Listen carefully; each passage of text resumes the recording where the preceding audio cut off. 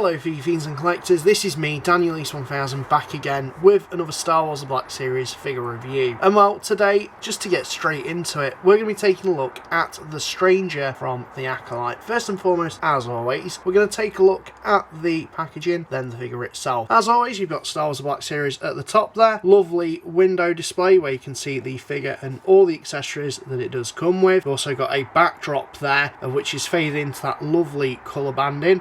Really offsets the figure quite nicely in that packaging. You've got the name of the character just there and the number. You've also got the name of the media that it appears in, as well as that colour banding. Bit of legalese at the bottom. On the side, you've just got Star Wars The Black Series and that colour banding continue on round. On the other side, you've got a lovely picture of the character just there, and that's fading to the colour scheme of the colour banding with the name of the character. On the back, lovely picture of the character again, Star Wars The Black Series, name of the character, a bit of a bio, which I will include in the description down below, number of the character, name of the media, and a ton of legal garb just there, and at the bottom there as well. So that is the packaging out of the way and done with. Now let's take a look at the figure itself. If you attack a Jedi with a weapon, you will fail.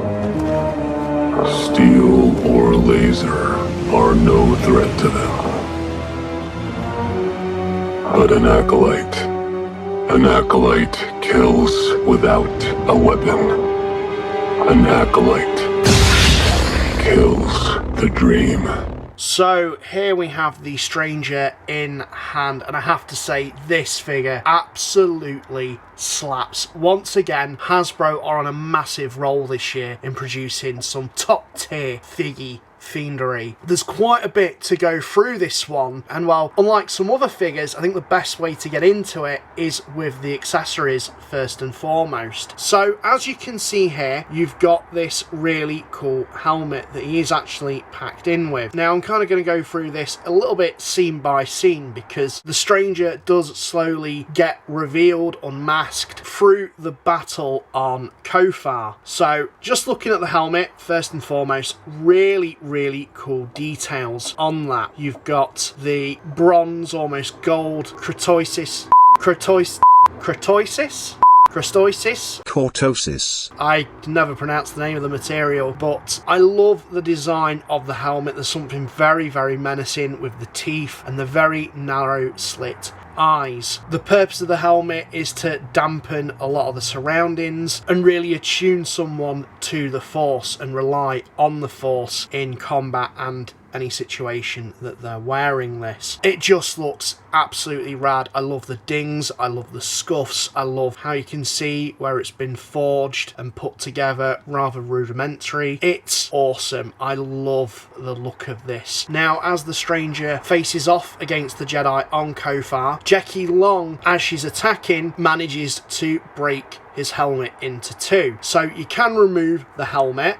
And quite interesting enough as well, the point where it connects onto the figure is from the neck. So they've actually included a black cover on the neck post just so it blends seamlessly in to the figure itself, which is really cool. And you can pop on a lovely Qimir head sculpt, of which does take a little bit of doing, but that's got a fantastic likeness to Mae Aniseya, of whom I've actually met this year, and we actually spoke about this figure soon to be released. So having it in hand and actually having met the actor and talked about it is really cool. But just looking at that head sculpt, really awesome. I love the fleck of hair. Yes, it is a little bit thick, but it's really hard to get hair to look like that in plastic form. Hasbro's given it a really good job, and it does look pretty damn awesome. Yeah, you've got his 5 o'clock shadow as well. Now, as the fight does proceed, he takes down Jackie Long with a very sneaky fighting tactic. His lightsaber, if we come on to that, comes in 4 separate parts. So you have the standard lightsaber as it is here, and you can remove the blade from that, as always. But not only that, you've also got this little piece that disconnects and becomes the Shoto saber. Now, there's not much detailing going on the sabers themselves as far as paint application go, but you have to admit that is a really cool bit of detail that Hasbro has put in to this figure. So again, you can remove the blade from that, and of course, as I've shown, you can attach the smaller part of the hilt back on to the main part. So that is really, really awesome. One small thing that I'm a little bit disappointed about, it kind of insinuates that there would be a way to hook the lightsaber on to the belt, because there is a loop system just there, but there's nowhere to really attach that on to the figure itself. But no complaints with me. I'm gonna have this guy displayed with the lightsaber, quite obviously, but really, really cool detail is that. Now, the accessories don't end there, as the fight scene proceeds to go on. As you can see here, he's got this Cortosis, I always get the name mixed up, I'm sorry, of which, again, canonically is a material that deflects blaster bolts, and I believe lightsabers as well. So it's a very durable and also rare metal in the Star Wars universe. He has this arm gauntlet, very crudely put together, some brilliant paint application and detailing and sculpting, but as he fights off the Jedi on Kofar, Yord manages to disarm this from him. So you can pop this hand off and you can remove this gauntlet, so it is just the exposed arm, of which is such a cool detail. Hasbro could have just left that as a actually sculpted piece. I don't think many of us would have blinked an eye, but the fact that they've really gone in to break down the scene to give us various different looks, this guy is amazing. And it doesn't stop there. He removes his poncho, so you can pop the head off and you can remove the poncho like he does in the scene. And also he does have this material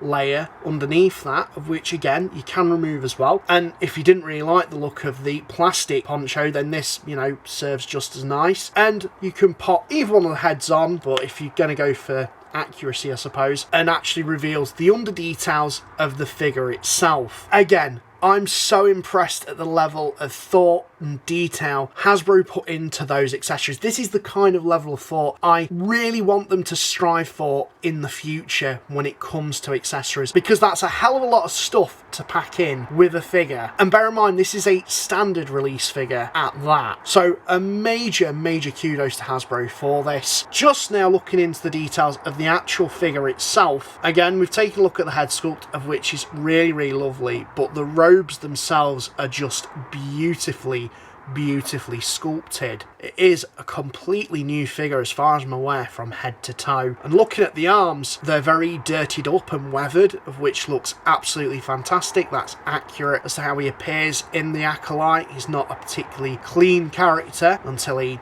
does have a nice little bath. If you're not gonna join me, I'd like to put my clothes back on. You've also got his belt as well, of which is really beautifully textured. And then the robes are this soft goods. And I say the robes, they're actually kind of like pants, but they give that really nice flowing effect that the costume has. And then underneath, the legs themselves, not really much to show off because they're just in this plain plastic, but you've got the boots, which look pretty damn cool. Yeah, not really much detail in terms of the legs themselves, but that's fine because they're going to be covered by this soft goods. Just a really, really remarkable figure. I think the accessories really make this, and it actually incentivizes you to buy 2, maybe even 3 copies of this figure to have the various different looks that the stranger Qimir has throughout the show. Now, just coming on into the articulation department, he has a ball joint in the head, ball joint in the neck, butterfly joints in the shoulders. He's got ball jointed shoulders as well, ball jointed elbows, ball jointed wrists, ball jointed torso, ball jointed hips. There's actually swivels at the thigh as well, ball jointed knees, swivels at the tops of the boots, ball jointed ankles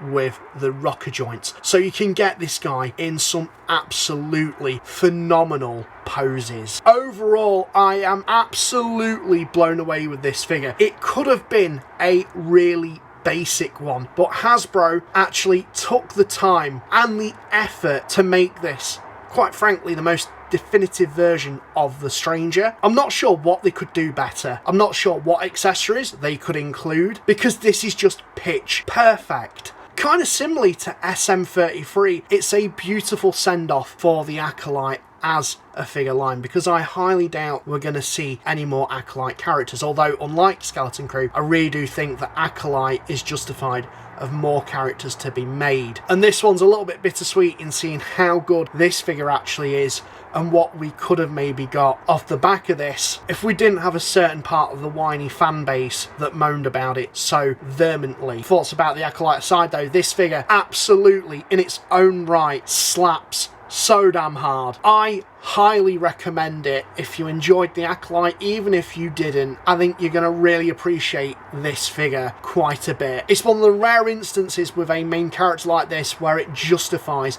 buying a couple of other copies of it just to display all those accessories. So that's my thoughts. I can't praise this figure any more than that. Go out and get it. Let me know what you guys think in the comments down below. Have you picked this up? Are you holding off on it? Sound off. And well, while I've got you, if you get a chance to, check out some of these videos down here. And if you're enjoying the content, don't forget to drop us a subscribe or a like. And well, this is me, Daniel East 1000, signing out. Thank you very much for watching.